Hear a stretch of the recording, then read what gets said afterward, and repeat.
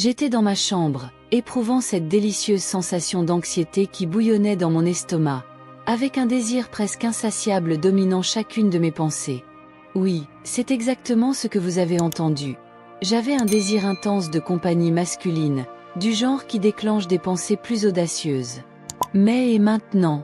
Que faites-vous lorsque vous êtes confiné dans votre chambre et que votre neveu de 21 ans dort à côté? Eh bien, si vous étiez comme moi, vous choisiriez la voie la plus tentante et la plus excitante. Alors, armé de courage et peut-être d'un brin de folie, j'ai décidé de poursuivre ce que je voulais tant. Mais où aller? J'ai tourné mon regard et il était là, mon neveu. Dans le silence de ma chambre, je l'observais avec un sourire malicieux, imaginant ce qu'il s'apprêtait à faire. J'ai donc décidé de lui tapoter doucement l'épaule pour le réveiller. Lorsqu'il a ouvert les yeux, j'ai marmonné que j'avais entendu des bruits étranges à l'extérieur et je lui ai demandé d'aller vérifier. Bien sûr, c'était juste une excuse pour le faire se lever. Mon plan fonctionnait parfaitement. Il sortit du lit, visiblement inquiet, tandis que je gardais un sourire malicieux. En silence, il se leva et marcha comme s'il pénétrait en territoire interdit, ce qui, d'une certaine manière, était vrai. Il quitta rapidement la pièce, ajoutant une touche dramatique à la scène. Ses yeux s'habituèrent bientôt à l'obscurité, et je le regardais alors qu'il se dirigeait vers la porte, semblant chercher quelqu'un. Il s'était réveillé avec l'excuse des bruits extérieurs, mais il savait que c'était juste une excuse pour sortir du lit. Et voilà, cela a fonctionné. Il était là, marchant dans le couloir comme le protagoniste d'un thriller, ses pieds nus touchant le sol froid. Le sol fut touché doucement, tandis qu'il essayait de ne faire aucun bruit. Chaque pas était une petite victoire, un triomphe sur le silence de la nuit. Il se sentait comme le héros d'un film, même s'il voulait juste comprendre ce qui se passait là-bas. Mon neveu a regardé par les fenêtres, comme s'il cherchait quelque chose d'indéfini, et est revenu avec une expression confuse, rapportant que rien d'extraordinaire n'avait été vu. Après un bref silence, il décida d'aller aux toilettes. J'en profitai pour allumer la lumière de la chambre et m'assis sur le lit, réfléchissant à mon plan. Dois-je continuer? Mon neveu partageait-il le même désir? Je m'allonge en soupirant, me demandant si je dois continuer mon jeu ou laisser les choses suivre leur cours naturel. Avant de pouvoir me décider, j'ai entendu un bruit venant de la salle de bain, un son étrange, presque un murmure. En silence, je me levai du lit et m'approchai de la porte de la salle de bain, curieuse de savoir ce qui s'y passait. Je me suis demandé, est-ce que j'allais trop loin? Mon instinct était à fleur de peau. Ma chair de poule reflétait l'agitation intérieure alors que mon esprit errait sur des chemins dangereux. J'ai essayé de me calmer, me persuadant que tout cela n'était que le fruit de mon imagination. J'ai décidé de retourner me coucher et de lui laisser un peu d'intimité. Je me blottis sous les couvertures, essayant de penser à quelque chose qui me détournerait des images qu'elle insistait à projeter. Quelques minutes, qui semblaient une éternité, se sont écoulées alors que je luttais contre mes pensées. Puis j'ai entendu le bruit de la porte de la salle de bain qui s'ouvrait et de mon neveu qui sortait. Je suis resté calme alors qu'il s'approchait de la pièce. « Je n'ai plus sommeil », dis-je avec un sourire forcé, essayant de paraître décontracté. « Veux-tu me tenir compagnie pendant que nous prenons le petit déjeuner ?» Mon neveu a accepté ma proposition avec le sourire et nous sommes allés ensemble à la cuisine. Pendant que nous préparions le café, j'essayais de calmer mes hormones, mais la tension dans l'air était palpable et mon cœur battait plus vite que d'habitude. Désespérément, j'essayais de me concentrer sur autre chose que ces pensées troublantes. Après le petit déjeuner, j'ai continué à lutter pour garder mon esprit clair et calme. Nous nous sommes assis à table et avons commencé à parler de différents sujets, en nous efforçant de garder la conversation légère. Cependant, mes sentiments étaient agités et chacun de ses sourires me donnait des papillons au ventre. Il y avait quelque chose que je ne lui avais pas encore dit. Mon neveu semblait avoir une fixation sur moi. Il en voulait toujours plus, quelque chose que je savais que je ne pouvais pas offrir. Et le plus compliqué, c'est qu'il ne me voyait plus comme sa tante, perception qui avait changé depuis son adolescence. Chacun de ses sourires et de ses gestes aimables semblait avoir une signification cachée. J'ai essayé de l'ignorer, de me convaincre que ce n'était qu'une chose passagère, mais je n'ai pas pu m'empêcher de remarquer à quel point il m'observait à chaque instant que nous passions ensemble. À bien y penser, c'était peut-être la raison pour laquelle il était si impatient de m'accompagner ce matin-là. Ce n'était pas pour le café, mais pour l'envie d'être près de moi, d'avoir toute mon attention pendant quelques instants. Son regard me suivit, révélant l'espoir de quelque chose de plus.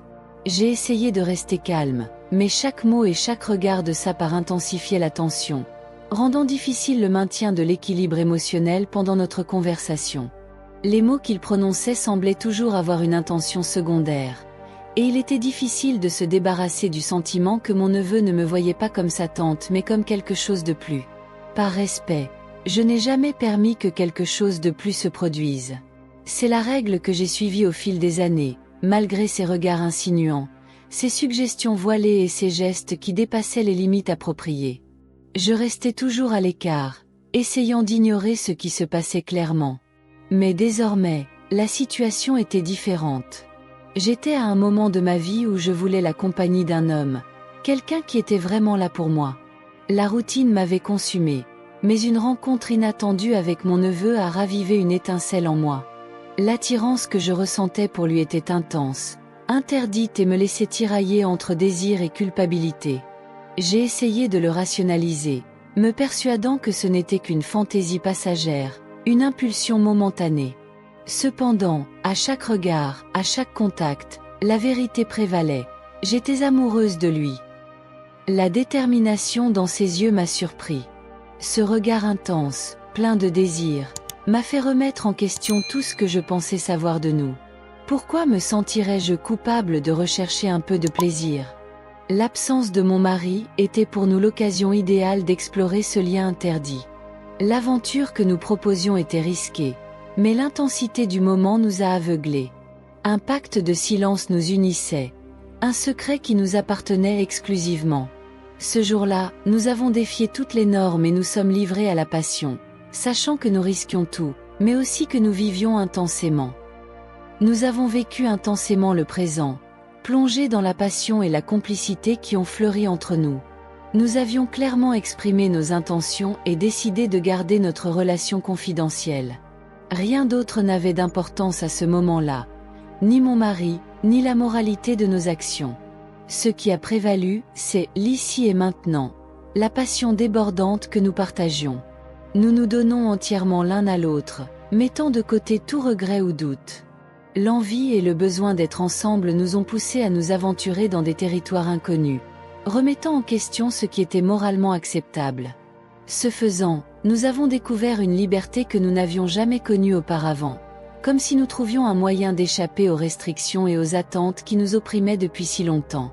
Nous avons suivi le courant, sans nous soucier des conséquences, car à ce moment-là, tout ce qui comptait, c'était de s'amuser et de profiter de la compagnie de chacun. Ce fut une nuit mémorable, une de celles qui vous coupent le souffle et vous font sentir intensément vivant. Plus vivante que jamais, cela faisait longtemps que je n'avais pas ressenti cette adrénaline, cette sensation électrisante d'être à la limite et de laisser l'instant me transporter vers l'inconnu. Mieux encore, mon mari n'a jamais découvert ce qui s'était passé entre nous cette nuit-là. Nous avons gardé notre rencontre secrète, protégeant notre aventure des regards indiscrets.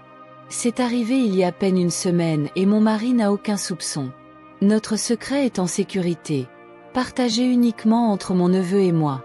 Cependant, malgré le calme superficiel, l'envie de revivre ces moments brûle encore en moi.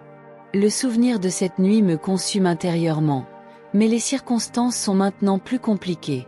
La tentation de succomber à nouveau à la passion est écrasante, mais je suis conscient des risques. Passer plus de temps avec mon neveu pourrait révéler notre secret et mettre mon mariage en danger. Même si l'idée de le revoir est tentante, je sais que je dois résister à la tentation pour le bien de tous. Récemment, il a commencé à m'envoyer des messages sur WhatsApp, exprimant son désir de se retrouver. Sa persistance est séduisante, mais aussi dangereuse. Consciente des risques, je lui ai demandé d'arrêter d'envoyer des messages, lui expliquant que mon mari pouvait tout voir et tout savoir. À chaque notification que je reçois, la tentation de céder et de revivre ce moment grandit, mais je ressens aussi un frisson de peur face au danger que représente chaque message. Je ne veux pas ignorer vos messages, Mais je sais que résister est la bonne chose à faire. Je ne peux pas risquer d'être découvert. Alors, le cœur lourd, je l'ai supplié d'arrêter de me parler, car ce serait mieux pour nous deux. Malgré ma demande de rester à l'écart pendant un moment, il continue d'insister. Chaque jour, je reçois de plus en plus de messages de sa part, exprimant son désir d'être à nouveau avec moi. À tous ceux qui écoutent cette histoire, je demande: pensez-vous qu'il y a quelque chose qui ne va pas dans mon aventure avec mon neveu? Je reconnais que j'ai été infidèle à mon mari, mais est-ce vraiment important? Après tout, c'était juste une aventure, non? Je crois que nous avons tous eu des moments de faiblesse, des moments où nous avons cédé à la tentation et nous sommes laissés emporter par le désir. Nous avons tous vécu une aventure à un moment de notre vie, n'est-ce pas? Pourtant, je me demande ce que ceux qui écoutent cette histoire pensent de moi. Est-ce qu'ils me jugent pour ça? Suis-je condamnée pour avoir infidèle mon mari? Je sais que ce que j'ai fait peut sembler mal à certains, mais je sais aussi que je ne suis qu'un être humain, avec des désirs et des besoins comme tout le monde. Je n'essaie pas de justifier ce que j'ai fait, mais je ne vais pas non plus m'en vouloir. Alors, je vous demande, que pensez-vous de moi? Est-ce que je me suis trompée ou est-ce quelque chose de normal? J'aimerais connaître votre avis.